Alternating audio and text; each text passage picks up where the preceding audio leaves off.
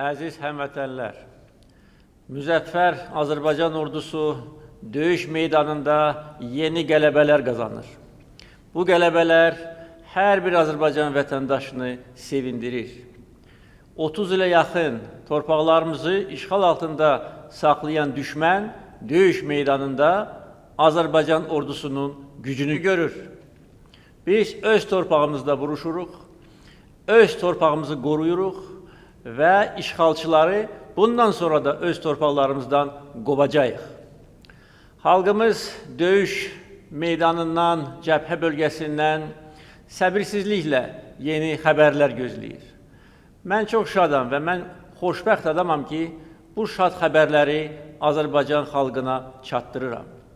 Hər bir kəndin, hər bir şəhərin, hər bir strateji yüksəkliyin işğalçılardan azad edilməsi böyük peşəkarlıq, cəsarət, rəşadət, qəhrəmanlıq tələb edir. Bizim hərbiçilərimiz şəhid olurlar. Allah bütün şəhidlərimizə rəhmət eləsin. Şəhidlərimiz həmişə bizim qəlbimizdə yaşayacaq. Bizim hərbiçilərimiz döyüş meydanında yaralanırlar. Allah bütün yaralı hərbiçilərimizə şəfa versin. Eyni zamanda mənfur düşmən bizim yaşayış məntəqələrimizi daima ateşə tutur. Hər gün cəbhə boyu şəhərlərimiz, kəndlərimiz mənfur düşmənin ateşinə məruz qalır. Ən çox bu namərd ateşə məruz qalan Tərtər rayonudur. Eyni zamanda Ağdam, Goranboy, Ağcabədi, Bərdə, digər şəhər və rayonlarımız düşmən tərəfindən ateşə tutulur. Gəncə şəhərinə namərd zərbələr nəticəsində dinc əhali həlak olur. Uşaqlar, qadınlar, qocalar, düşmən üçün bu fərqi yoxdur. Belə bir fərq onlar üçün mövcud deyil. Onlar döyüş meydanında məğlubiyyətə uğrayır, Azərbaycan ordusu qarşısında duruş gətirə bilmir və bizi durdurmaq üçün, bizə zərbə vurmaq üçün mülki əhaliyə qarşı cinayət törədir. Bütün dünyanın gözü qarşısında və bütün dünya görür ki, hansı mənfur, vəhşi düşməndən Azərbaycan öz doğma torpaqlarını azad edir. 30 il ərzində bizim torpaqlarımızda oturub bizə meydan oxumağa çalışırdı. 30 il ərzində bizim torpaqlarımızı istismar edirdi. Bizim təbii resurslarımızı istismar edirdi. Oğurluq, talançılıq bunların xislətidir. Dağıdılmış kəndlərin, şəhərlərin vəziyyətinə baxmaq kifayətdir ki, hər kəs görsün ki, bizim qarşımızda hansı vəhşilər dayanıb. Bir dənə də işğal edilmiş torpaqlarda, artıq azad edilmiş torpaqlarda salamat bina qalmayıb. Bütün binalar sökülüb, talan edilib, tarixi abidələrimiz, məscidlərimiz, qəbirlərimiz dağıdılıb, talan edilib, təhqir edilibdir. Və onlar hesab edirdilər ki, Azərbaycan xalqı bu vəziyyətlə barışacaq. Onlar hesab edirdilər ki, bu torpaqları əbədi işğal altında saxlayacaqlar. Bizim şəhərlərimizin adlarını dəyişdiriblər. Rayonlarımızın sərhədlərini dəyişdiriblər. Kəndlərimizin adlarını dəyişdiriblər. Bizim torpaqlarımızı erməniləşdirmək istəyiblər. Amma buna nail ola bilmədilər. Azərbaycan xalqının iradəsini qıra bilmədilər. Öz doğma, dədə-baba torpaqlarını görməyən, işğaldan sonra dünyaya göz açan hər bir Azərbaycanlı bir arzu ilə yaşayıb ki, doğma, dədə-baba torpaqlarına qayıtsın. Biz bunu Cocuq Mərcanlının timsalında gördük. İşğaldan sonra doğulmuş gənclər, onların hər biri Cocuq Mərcanlıya qayıtmaq arzusu ilə yaşayıb və qayıdıbdır. Və əminəm ki, bugün işğalçılardan azad edilmiş bütün torpaqlara Azərbaycan vətəndaşları qayıdacaqlar. O torpaqlarda yaşayacaqlar. Sülh, əmin-amanlıq şəraitində yenə də qurub yaradacaqlar. Necə ki, vaxtilə bütün bizim işğal edilmiş torpaqlarımızda Azərbaycan xalqının mədəni irsi yaradılıbdır. Amma mənfur düşmən bu irsi məhv etmək istəyirdi. Bizim məscidlərimizi dağıdırdı. Cocuq Mərcanlı kəndində Şuşa məscidinin bənzərini biz inşa edəndə və onun açılışında demişdim ki, məscidlərin binalarını onlar dağıda bilərlər. Amma bu məscidləri biz öz qəlbimizdə yaşadırıq və gün gələcək, bütün bizim dağıdılmış məscidlərimiz bərpa ediləcəkdir. Bütün şəhərlərimiz, kəndlərimiz bərpa ediləcəkdir. Biz böyük qayıdış astanasındayıq və Azərbaycan dövləti əlindən gələni edəcək ki, işğal edilmiş və azad edilmiş torpaqlara qayıdacaq Azərbaycan vətəndaşları rahat yaşasınlar, əmin-amanlıq şəraitində yaşasınlar və bu torpaqlarda həyat canlanacaqdır. Bizim məcburi köçkünlərimiz bütün bu illər ərzində bir arzu ilə yaşayıblar. Baxmayaraq ki, onların bir çoxları üçün gözəl şərait yaradılıb və bildiyiniz kimi təkcə bu il biz məcburi köçkünlər üçün 7000 mənzilin istifadə verilməsini nəzərdə tuturuq. 300 mindən çox məcburi köçkünə evlər, mənzillər verilibdir. Onlar bu qayğıya görə bizə minnətdardılar və mənim onlarla çoxsaylı görüşlərimdə bunu ifadə edirdilər. Ancaq eyni zamanda mən bilirdim və onlar mənə deyirlər ki, bizi qaytarın, öz torpağımıza qaytarın. Başa düşürdülər ki, bu çətin məsələdir. Başa düşürdülər ki, bunun üçün müəyyən geosiyasi şərtlər yetişməlidir. Mənə inanırdılar və mən onlara deyirdim ki, biz o torpaqlara qayıdacağıq. Mən deyirdim ki, mən bilirəm nəyi, nə vaxt və necə etmək lazımdır və xalq tərəfindən mənə verilən və göstərilən etimad imkan verdi ki, biz bu məsələni həll edək. Və bir daha mən bəyan edirəm ki, bütün verilmiş vədləri mən yerinə yetirirəm, bütün verilmiş vədlərə sadiqəm və mənim prezident kimi fəaliyyətim üçün əsas məsələ, mənim əsas vəzifəm Azərbaycan torpaqlarının qaytarılmasıdır, ərazi bütövlüyünün bərpa edilməsidir. Və bugün biz bunu edirik. Döyüş meydanında 30 ilə yaxın aparılan danışıqlar heç bir nəticə vermədi. İşğal edilmiş torpaqlarda Ermənistan tərəfindən qurulmuş istehkamlar onu göstərir ki, onlar bu torpaqları bizə vermək fikrində deyildilər. Sadəcə olaraq bizi və beynəlxalq vasitəçiləri aldadırdılar. Sadəcə olaraq vaxt uzadırdılar və bununla bərabər işğal edilmiş torpaqlarda qanunsuz məskunlaşma aparırdılar. Laçın şəhərində minlərlə insanı yerləşdiriblər. Kəlbəcərdə minlərlə insanı yerləşdiriblər. Bugün işğaldan azad edilmiş torpaqlarda da Füzuli, Cəbrayıl və digər rayonlarımızda da onlar bizim kəndlərimizdə yaşayıblar. O kəndlərin böyük hissəsi dağıdılıb, ancaq bəzi evlərdə onlar bizim torpağımızda yaşayıblar.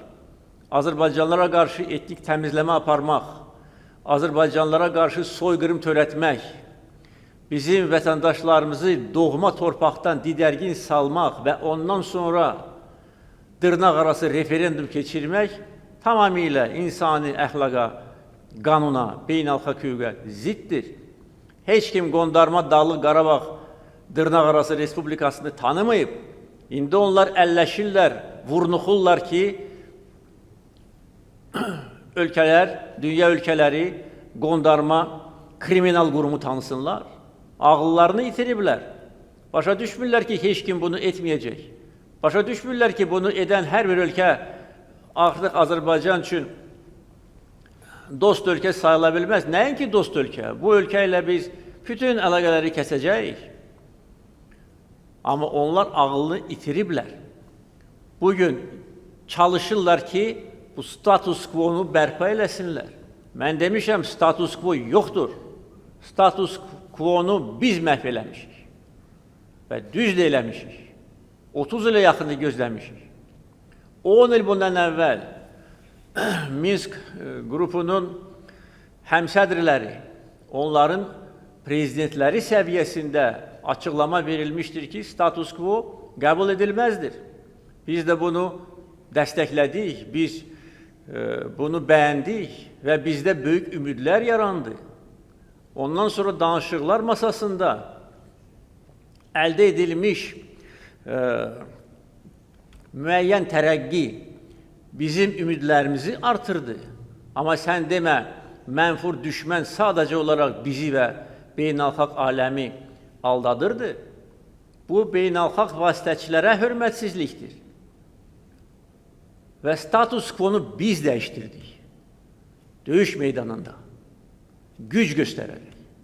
Mən bunu demişdim, bu toqquşmalardan əvvəl bir neçə dəfə demişdim ki, bugün əfsuslar olsun ki, beynəlxalq münasibətlərdə beynəlxalq hüquq işləmir. Əgər işləsəydi, BMT Təhlükəsizlik Şurasının 4 qətnaməsi çoxdan icra ediləcəkdir. 27 il biz gözləyirdik ki, bu qətnamələr icra edilsin. Onlar sadəcə olaraq kağızda qaldı. Nə üçün? Çünki siyasi iradə göstərilmədi. Bu qətnamələrin icra mexanizmi müəyyən edilmədi və mənfur düşman hesab etdi ki, bundan sonra da buna məhəl qoymaya bilər, bundan sonra da beynəlxalq hüququ əzə bilər, bundan sonra da bizim torpaqlarımızda istənilən çirkin əməllər törədə bilər. Biz onları məcbur etdik. Bizim yumruğumuz sadəcə olaraq düşmənin başını yaran yumruq deyil. Bizim yumruğumuz bizim birliyimizdir. Xalqımızın birliyi, məqsədyönlü fəaliyyət, beynəlxalq müstəvidə bizə sərf eləyən və ədaləti əks etdirən qərarların, qətnamələrin qəbul edilməsi. Mən görürdüm bəzi hallarda bu hadisələrə qədər Azərbaycan vətəndaşları, o cümlədən köçkünlər hesab edirdilər ki, belə diplomatik uğurlar əlbəttə ki, önəmlidir, ancaq onlar məsələnin həllini təmin etmir. Mən isə həmişə onlara izah edirdim ki, bu beynəlxalq qanun çərçivəsində həll olunası bir məsələdir. Və buna görə biz bütün aparıcı beynəlxalq təşkilatlarla işləməliyik ki, bu münaqişənin həlli üçün hüquqi bazanı genişləndirək. BMT Təhlükəsizlik Şurasının qətnamələri işləmirdi. Biz böyük səylər göstərdik. BMT Baş Assambleyası qətnamə qəbul etdi. Qoşulmama hərəkatı, Avropa Şurası, Avropa Parlamenti, İslam Əməkdaşlıq Təşkilatı, digər təşkilatlar, Avropa İttifaqı ilə bizim aramızda paraflanmış sənəddə də sərhədlərimizin toxunulmazlığına, suverenliyimizə və ölkəmizin ərazi bütövlüyünə dəstək göstərilir. Yəni, budur bu münaqişənin həlli üçün əsas. Ona görə bugün artıq özünü dilənçi kimi, düşüş kimi bağışlayın ifadəmə görə, amma onlar hər bir ifadəyə layiqdirlər. Aparan Ermənistan rəhbərliyi gecə-gündüz bütün beynəlxalq təşkilatlara zəng edir, məktublar göndərir, bəyanatlar verir ki, niyə səsinizi çıxartmısınız? Onlar necə səsini çıxarda bilərlər? Onlar artıq bu qətnamələri, bu qərarları qəbul ediblər və Azərbaycan döyüş əməliyyatını beynəlxalq birlik tərəfindən tanınan öz ərazisində keçirir. Biz Ermənistan ərazisində hər hansı bir əməliyyat keçirmirik. Bizim belə planlarımız yoxdur. Baxmayaraq ki, Gəncəni onlar Ermənistan ərazisindən bombalamışdılar. 2 dəfə. Biz cavab vermədik onların yolu ilə. Biz döyüş meydanında cavab verdik. Və mən bildirmişdim ki, biz onların intiqamını, şəhərlərimizin qanının yerde qalmamasını döyüş meydanında alacağıq və alırıq. Beynəlxalq təşkilatlarda bizim fəaliyyətimizin əsas məqsədi o idi ki, bu hüquqi baza təkmil olsun, genişlənsin və buna biz nail ola bildik. Ona görə bugün Ermənistan rəhbərliyi yaxşı fikirləşməlidir. Artıq bizim qarşımızda diz çöküb, onlara diz çöktürmüşük, onlara layıq olan yeri göstərmişik. Qovuruq onları bizim torpaqlarımızdan, bundan sonra da qovacağıq. Hər gün xoş xəbərlər gəlir. Hər gün bayrağımız yeni bir yaşayış məntəqəsində ucaldılır. Budur Azərbaycan dövlətinin, Azərbaycan xalqının gücü. 30 il ərzində Ermənistan rəhbərliyi öz dırnaq arası güclü ordusu haqqında uydurmalar ortalığa atırdı. Miflər yaradırdı. Yenilməz dırnaq arası Ermənistan ordusu. Hardadır bu yenilməz Ermənistan ordusu? Görün, baxın necə qaçır bizim qabağımızda. Bu mif idi, bu yalan idi. Bunu biz yerə vurduq. 30 il bizi təhqir eləyirdi. 30 il işğal edilmiş torpaqlarda abidələrimizi dağıdırdı. Tarixi, mədəni irsimizi silmək istəyirdi. 30 il ərzində beynəlxalq aləm nə üçün sanksiya tətbiq etmədi təcavüzkar dövlətə qarşı? Mən neçə dəfə bunu demişəm. Neçə dəfə sanksiyalar tətbiq edilməlidir. Bu ölkənin rəhbərliyi öz xoşu ilə bu torpaqlardan çıxmaq istəmir. Bu bizi aldadır, danışıqları imitasiya üçün aparır. Onlara inam yoxdur və mən haqlı çıxdım. İndi baxın, görün orada qurulmuş istehkamlara. Belə istehkam quran ölkə, bu qədər ora vəsait xərcləyən ölkə oradan çıxarmı? Çıxmaq istəsəydilər bunu etməzdilər. Yəni bunların hər bir sözü yalan. Bugün də onların dövlətin rəhbərləri də gecə-gündüz yalan, uydurma yayırlar. Azərbaycan haqqında, döyüş meydanında baş verən hadisələr haqqında. Sanki kimsə gəlib bizim əvəzimizə vuruşur. Azərbaycan xalqı, Azərbaycan gəncləri, Azərbaycan əskəri onlara dərs verir. Tək başına vuruşuruq. Hər kəs bunu bilir. Amma özlərinə sığışdıra bilmirlər. Çünki mifologiya dağılır. Mifologiya bunların əsas, ideoloji əsasdır. Tarix haqqında yalan. Onu da əfsuslar olsun ki, indi bir çox ölkələrə də qəbul etdirə biliblər tarixi yalanı. Xocalı haqqında yalan ki, güya Azərbaycan özü Xocalı soyqırımını törədi. Gəncə bombalanması haqqında yalan bəyanat veriblər ki, onların rəsmi nümayəndələri bəyanat veriblər ki, Ermənistan bu raket ateşini təşkil etmir. Nə vicdan var, nə əxlaq var, nə mənəviyyat var. Ağıl da yoxdur.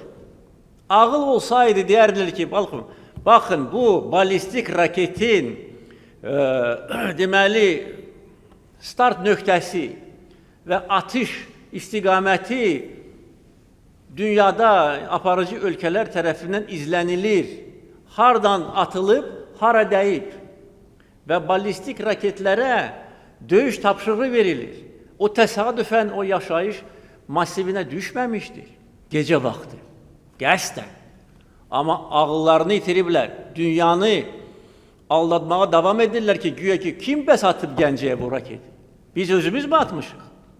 Necə ki, yalan danışırlar ki, Azərbaycan özü Xocalıq soyqırımını törədib, indi də yalan danışır. Bütün dünyaya yalan danışır. Bütün müsahibələrdə yalan danışır. Bu yalancıları biz bundan sonra da qovacağıq. Onlar gördülər ki, kimdir. Gördülər ki, biz onlara elə dərs veririk ki, bu dərsi heç vaxt unutmayacaqlar. İndi isə imdad diləyirlər. Ona buna zəng eləyirlər. Kömək edin. Bəs hanı sənin müzəffər ordun? Hanı sən yenilməz ordun? Bizim üçün müqəddəs olan Cıdır düzündə Ermənistanın baş naziri sərxoş vəziyyətdə rəqs eləyirdi. Fikirləşməli idi ki, Azərbaycan xalqına bu təhqir necə təsir edə bilir? Amma hesab edirdi ki, heç kim bunlara toxunmayacaq. Hesab edirdi ki, bütün ölkələr bunları bundan sonra da müdafiə edəcək. Dünya erməniliyi, erməni lobbiləri, ondan sonra bəzi onların dost ölkələri ona görə azğınlaşmışlar, ona görə qudurmuşlar. Yerini göstərdi onlara. Başından elə zərbə vurdu ki, çətin ki, ayılsınlar. Onların ordusunun texnikasını demək olar ki, məhv eləmişik. Qaçırlar. Hələ qaçacaqlar.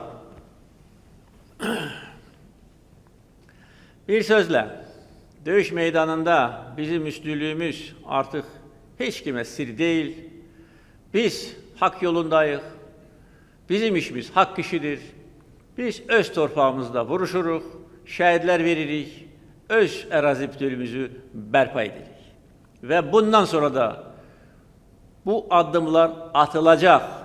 Ermənistan nə qədər ki, elə gec deyil, bəyanat verməlidir ki, işğal edilmiş torpaqlardan çıxıram. Ondan sonra döyüşlər dayana bilər. Mən hər dəfə xalqıma müraciət edərkən xoş xəbərlər çatdırıram. Eyni zamanda demək olar ki, hər gün öz Twitter hesabımda, Twitter vasitəsilə yeni işğaldan azad edilmiş kəndlərin, şəhərlərin adlarını çəkirəm. Mən bilirəm ki, Azərbaycan xalqı bu xəbərləri hər gün gözləyir. Hər gün. Hər gün, hər saat ki, nə vaxt bu xəbər olacaq, nə vaxt bu xəbər çıxacaq. Amma istəyirəm ki, əziz xalqım bilsin ki, hər kəndin götürülməsi, hər yüksəkliyin götürülməsi böyük rəşadət tələb edir. Çünki təkcə orada qurulmuş istehkamlar deyil, eyni zamanda azad edilmiş torpaqların təbii relyefi də ermənilər üçün daha sərfəlidir. Çünki biz indi həm onların istehkamlarına qarşı, onların toplarına, onların raketlərinə qarşı, eyni zamanda təbii, necə deyərlər, relyefə qarşı vuruşmalıyıq və qarış-qarış torpaqlarımızı işğalçılardan azad edirik. Çox çətin məsələdir. Gün gələcək, bu haqda geniş məlumat veriləcəkdir. Əminəm ki, Azərbaycan xalqı yaxşı başa düşür ki, bugün nəyi demək mümkündürsə, onu deyirik. Çünki döyüşlər gedir və biz istəyirik ki, tezliklə bu döyüşlər başa çatsın, tezliklə ərazi bütövlüyümüz bərpa edilsin. Ona görə Azərbaycan ictimaiyyətinə verilən məlumat hesab edirəm ki, və məlumatın həcmi tam kifayətdir. Bugün ənənəyə, gözəl ənənəyə sadiq qalaraq Azərbaycan xalqına yeni bilgilər vermək istərdim.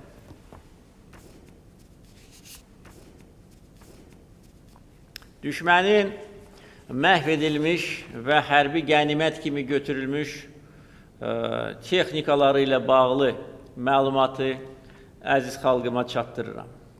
Beləliklə, düşmənin 241 tankı məhv edilibdir. 39 tank hərbi qənimət kimi götürülüb. Toplam 280 tank. Amma yenə də hələ ki tanklar var. Həm işğal edilmiş torpaqlarda, həm Ermənistan ərazisində. Hardandır bu qədər bunlarda tank? Bir də ki, bütün bu məsələni tənzimləyən beynəlxalq konvensiyalara ziddir. Bəs bu konvensiyalara monitoring aparmalı olan qurumlar niyə buna fikir yetirməyiblər? Bax, biz deyirik, 241 tank məhv edilib. Onların sonra nümayişini biz təşkil edəcəyik. 39 tank saz vəziyyətdə götürülüb və bugün bizim əskərlərimiz o tanklarda oturub düşmənə onların öz tanklarıyla ateş açırlar. Piyadaların döyüş maşınları 50'si məhv edilib. 24'ü qənimət kimi götürülüb və bugün bizim əlimizdədir. Özü yeriyən artilleriya qurğuları 17'si məhv edilib. 198 top məhv edilib. 58 minatan məhv edilib, 12 minatan qənimət kimi götürülüb. 25 qumbara atan hərbi qənimət kimi götürülüb. 53 tank əleyhinə vasitə məhv edilib. 70 qrad qurğusu məhv edilib. 2 urağan, 2 yars məhv edilib. 1 TOS məhv edilib. 4 S-300 zenit raket kompleksi məhv edilib. Son dəfə mən bu məlumatı Azərbaycan ictimaiyyətinə çatdıranda 2 S-300 zenit raket kompleksi məhv edilmişdir. Bugün artıq 4 kompleks məhv edilib. Hər bir kompleksin, hər bir qurğunun qiyməti bəllidir, çox bahalı hərbi texnikadır. 3 TOR zenit raket kompleksi məhv edilib. 40'a yaxın ASA zenit raket kompleksi məhv edilib. 5 KUP və KRUK zenit raket kompleksi məhv edilib. 6 pilotsuz uçuş aparatı, 2 əməliyyat taktiki raket kompleksi Elbrus, 1 balistik raket, 1 .U raketi, 8 radioelektron mübarizə vasitəsi məhv edilib. 198 yük avtomobili məhv edilib, onlardan 15'i sursatlarla dolu yük avtomobilləri idi. 102 yük avtomaşını hərbi qənimət kimi götürülüb. Biz düşmənin hərbi texnikasını bundan sonra da məhv edəcəyik. Olan qalan da məhv ediləcəkdir. İndi isə əziz xalqımın səbirsizliklə gözlədiyi bizim yaşayış məntəqələrinin azad edilməsi haqqında məlumatı böyük qürur hissi ilə çatdırıram. Füzuli rayonu, azad edilmiş kəndlərin adları: 4 Çinar, Kürdlər, Yuxarı Əbdürrəhmanlı, Qarğabazar, Aşağı Veysəlli, Yuxarı Aybasanlı, Cəbrayıl rayonu, kəndlər azad edilib. Sarafşah, Həsən Qaydı, Füğanlı, İmambağı, Daş Veysəlli, Ağtəpə, Yar Əhmədli, Xocavənd rayonu, azad edilmiş yaşayış məntəqələrinin siyahısını çatdırıram.